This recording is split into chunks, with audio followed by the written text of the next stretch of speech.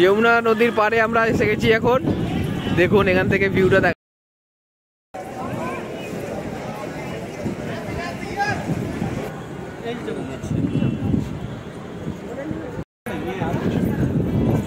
একদম তামিলনাড়ুর মন্দিরের মতো লাগছে।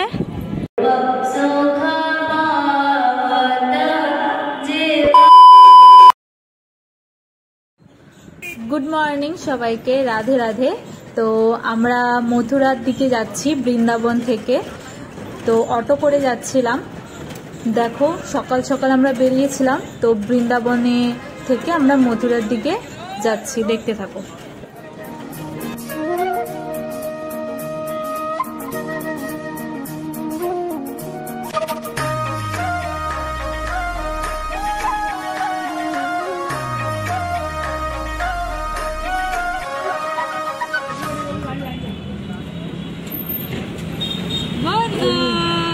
এখন আমরা দ্বারকাধীশ মন্দিরের দিকে যাচ্ছি রিক্সা করে।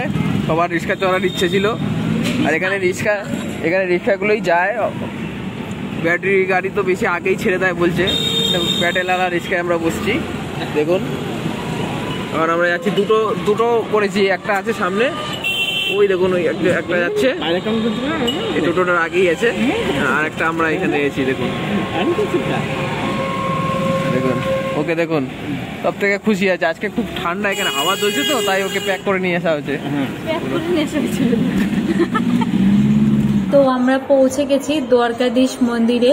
তো আমি নিতে পারছিলাম না ওকে সিঁড়িতে, তো আমার ভাইকে আমি দিয়ে দিয়েছি, কারণ সিঁড়িতে উঠে যেতে হচ্ছিল আর ভেতরে প্রচন্ড ভিড়ও ছিল, এর জন্য আমি ক্যারি করতে পারবো না। আর দেখো আমরা মন্দিরের ভেতরে প্রবেশ করে ফেলেছি। তো সবাই এখানে মেয়েদের লাইন ছেলেদের লাইন এরকম আলাদা ছিল, তো আমাদের আলাদা হতে হচ্ছিল। তো ভেতরটা অনেকটাই সুন্দর, আর এখানে হোলি খেলা হচ্ছিল, কারণ হোলির টাইম ছিল যেহেতু। তো আমরা মন্দিরের ভেতরে দিকে যাচ্ছি।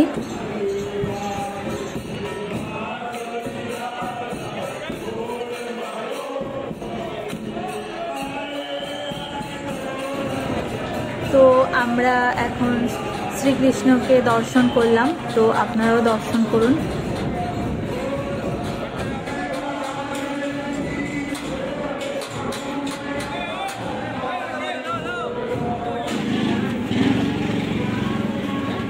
যমুনা ঘাটে আমরা, যমুনা নদীর পাড়ে।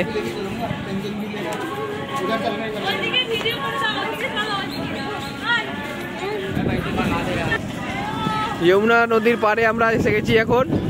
দেখুন এখান থেকে ভিউটা দেখাচ্ছি আপনাদের পুরোটা। দেখুন আমরা এসে গেছি, এই দেখো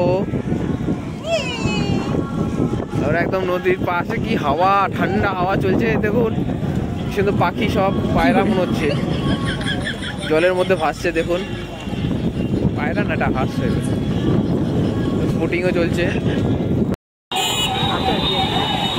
কৃষ্ণের জন্মভূমির সামনে আমরা এখন সবাই গেট থেকে প্রবেশ করে গেছি। গেটের থেকে একটুখানি কত 300-400 মিটার মতো হেঁটে যেতে হবে বললো। তো আগেই গিয়েই আমাদের শ্রীকৃষ্ণ জন্মভূমির মেন এন্ট্রান্স পড়বে, তো ওখানে আমাদের যেতে হবে। তো দেখো আশেপাশের নজারাটা তোমায় দেখাচ্ছি, দেখতে থাকো তোমরা।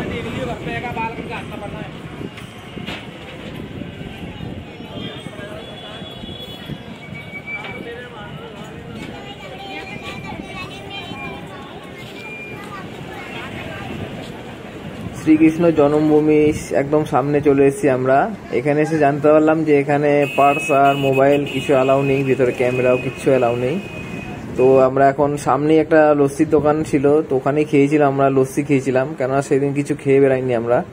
তো সকালে খিদেও পাচ্ছিল, তো ভাবলাম একটু, মথুরার লস্যি খুবই ফেমাস, আপনারা জানেনই। তো ওখান থেকে একটু লস্যি খেয়ে তারপরে পার্স আর ব্যাগ যা ছিল আমাদের ওগুলো জমা করে তারপর আমরা ভেতরে ঢুকবো। তো চলো বেরিয়ে দেখা হচ্ছে।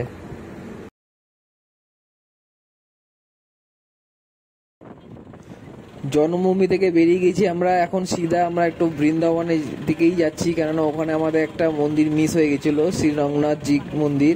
সেই মন্দিরটা খুবই ফেমাস। আমরা মাথায় ছিল না আমাদের এত এদিক ওদিক মন্দির দেখতে দেখতে ওটা কথা ভুলে গেছিলাম।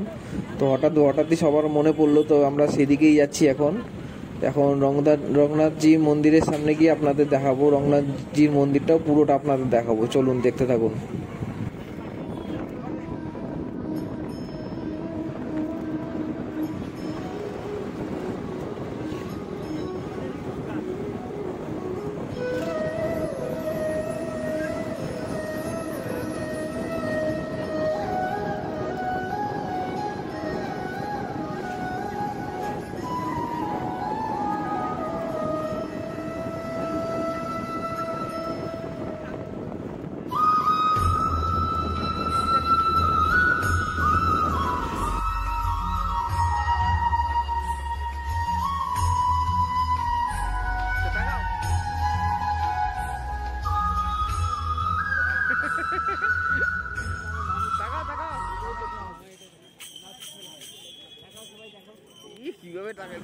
রঘুনাথজি মন্দিরের ভেতরে এখন আমরা এন্ট্রি করছি।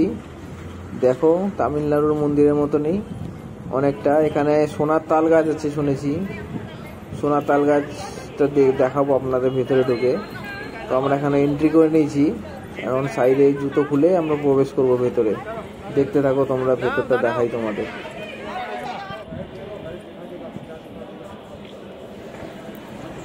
মন্দিরটা খুবই বড়, তো আমাদের ঘুরতে খুবই টাইম লাগবে।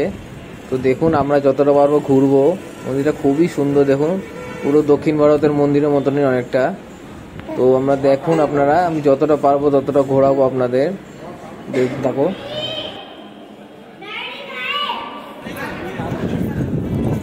একদম তামিলনাড়ুর মন্দিরের মতো লাগছে। এইটা আমরা স্কিপ করে চলে যেতাম, তো একজনের কাছে জানতে পারলাম তো এই মন্দিরের কথা। তো আগেও আমরা শুনেছি কিন্তু মাথায় ছিল না, তো দেখতে চলে আসলাম। সোনার তাল গাছ,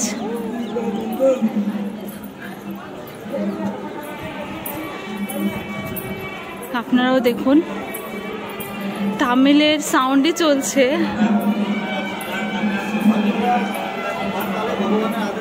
দেখুন কত উঁচু।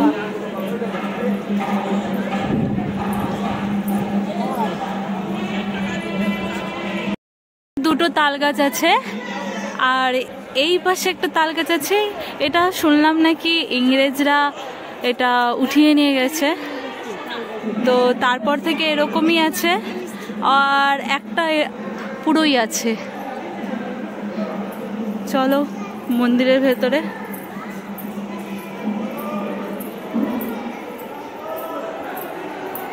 অনেক বড় মন্দির, দেখুন।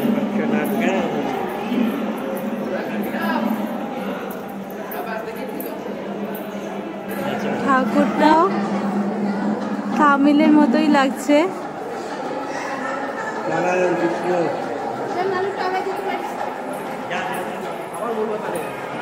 ঠাকুরটা দেখেন,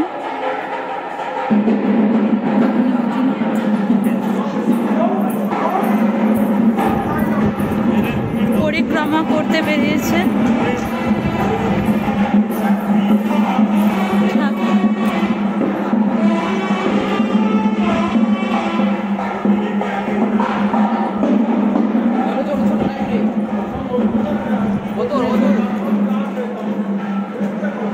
মনে হচ্ছে আমরা তামিলনাড়ু চলে এসেছি।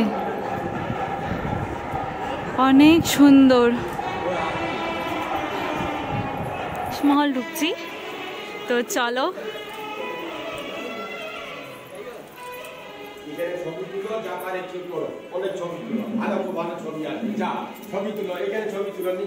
রঘুনাথজি মন্দিরের মধ্যেই অবস্থিত।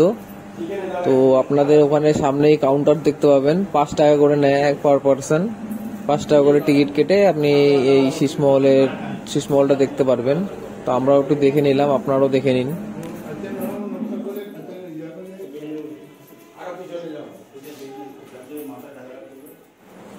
মন্দিরটা পুরো দক্ষিণ ভারতের মন্দিরের মতন লাগছে অনেকটা। আর এই যে তাল গাছটা আপনারা দেখলেন, ওটার উচ্চতা হচ্ছে 60 ফিট, 20 ফুট নিচে আর 40 ফুট উপরে। মোট 180 কিলো সোনা মতো লেগেছে ওটা বানাতে। তো খুবই সুন্দর মন্দিরটা ছিল, বৃন্দাবনের সব থেকে বড় মন্দির এটা। তো দেখো আপনারা দেখতেই পাচ্ছ সবাই কত সুন্দর, অনেক বড়, আমরা পুরোটা ঘুরতেই পারিনি, এত টাইমও ছিল না তার মধ্যে, অনেক বড় মন্দির এটা। এখন আমরা ওখান থেকে রঘুনাথজি মন্দির থেকে বেরিয়ে সামনেই কাচ মন্দির ছিল, তো ভাবলাম যেতে যেতে একবার কাচ মন্দিরটা দর্শন করে নিই। তো কাচ মন্দিরটা দেখাচ্ছি আপনাদের ভেতর থেকে, খুবই সুন্দর ছিল কাচ মন্দিরটা, আমাদের তো খুবই ভালো লেগেছিল। আপনারা দেখুন আপনাদের কেমন লাগে, আর বলবেন আগে দেখেছেন কিনা। এই কাচ মন্দিরটা সম্বন্ধে অনেকেই জানে না, তো আপনারা যদি আসতে চান, এটা বৃন্দাবনে অবস্থিত আছে, আপনারা আসতে পারবেন। কাচ মন্দিরটা খুবই হাতের কাজ, খুব সুন্দর। দেখুন আমরা ভেতরে ঢুকলাম এখন, কাচের মন্দিরটা শুধু কাচ দিয়েই মন্দিরটা করা, কত সুন্দর। ভগবান শ্রীকৃষ্ণ ভেতরে আছে মূর্তি, আপনারা দর্শনও করতে পারবেন। দেখুন, দেখতে থাকুন আপনারা, কাচ মন্দিরটা দেখুন পুরো স্বচ্ছ। মথুরা বৃন্দাবনের যাত্রা এখানেই শেষ হলো। খারাপ তো লাগছে, কেননা দুদিন খুবই ভালো লেগেছে এখানে মন্দির দর্শন করে, খুবই পবিত্র মনে হচ্ছে দর্শন করার পর। তো এখন এখান থেকে আমরা আশ্রম যাব, আশ্রম থেকে কালকে সকালে আমাদের আগ্রা ট্রেন আছে, আগ্রা যাব কালকে আমরা। এই ব্লগটা আমরা এখানেই শেষ করছি, আশা করি আপনাদের ভালো লেগেছে। তো আমরা কালকে আগ্রা যাব, আর নেক্সট ব্লগে আপনাদের সাথে আগ্রায় দেখা হবে। তো ভিডিওটা ভালো লাগলে লাইক করে দিও।